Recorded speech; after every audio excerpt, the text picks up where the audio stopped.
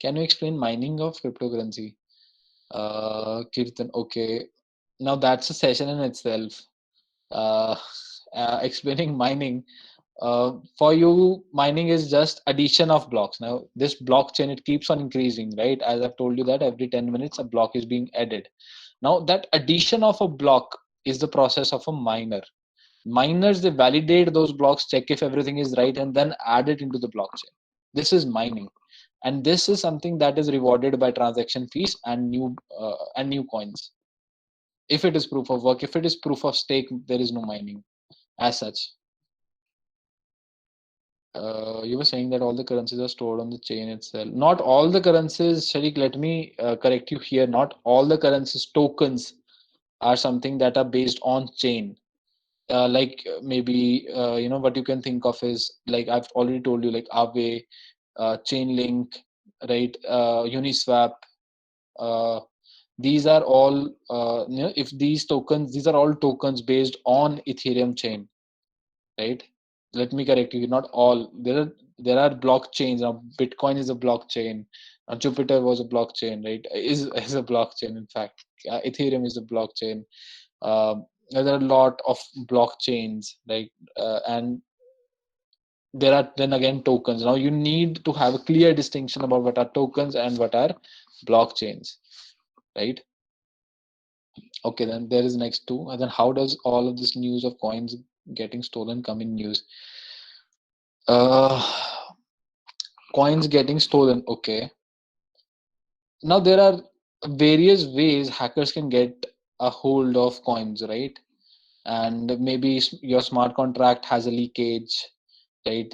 Then that is possible. But at the same time, contracts that are very much better tested are very much safe to use, right? There won't be any problem with that. Uniswap, Aave, such contracts, they are more than more than enough. They have a lot of value inside them, and nothing has happened. In recent days, this used to happen when it was just the start of Web3. Right now, there are a lot of processes in place. Everybody knows what kind of attack can happen, and everybody is prepared for that. So you don't have to worry about it.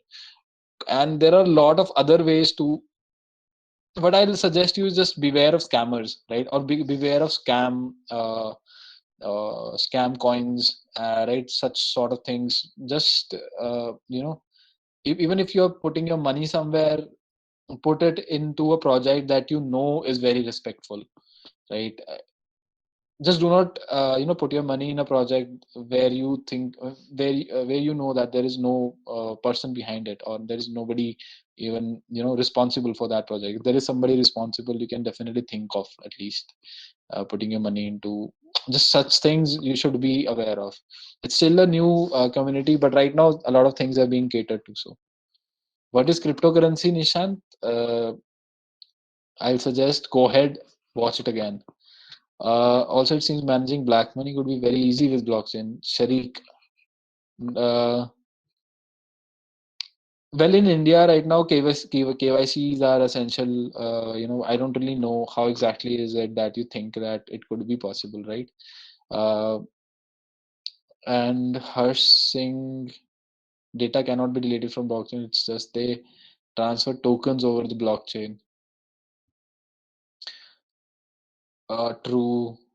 And different, okay, Saf, but in India, government is trying to regulate cryptos. So it's basically getting centralized. Now that's a good comment. That because government is trying to regulate crypto, it's basically getting centralized.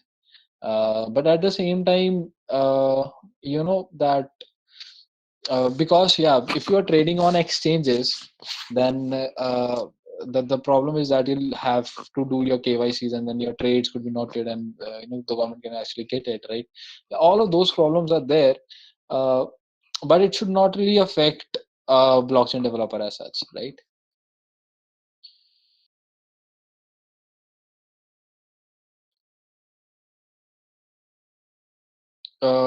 Right. The guys, the coins now, if Sharik, the coins get stored on the chain, how does the coins get transferred, right? Now, these are a very what we do is we create an ERC20 contract. Now, these contracts have an identifiable way on the chain. The chain knows that these are ERC20, and these ERC20 have specific behaviors because we have coded those behaviors in them. It's nothing but a contract, right? And inside that contract stored are the coins, right? How they are stored is just a value in that contract. That value keeps on changing and it keeps on distributing to other members, right? This is how the coins they change. That's why whenever the coins are updated, the transaction happens. The transaction will cost you again, and if you are on Ethereum chain, it will cost you Ether. And this is how it's mostly, if you think about it, like it's just a system that you have implemented of your accounts. Like if even in your phone you can transfer your money, you can UPI to your friend, right? And what it does is it change the data in the database, right? And this is how it happens. This is what a transaction is. Similarly, this happens in a blockchain too, but it's just that there is no bank. It's you doing transaction to directly to your own to your friend using the chain, and that is actually not controlled by anybody. Okay, in a possible future where cryptos are mainstream, how does the government generate revenue if transactions can't be traced?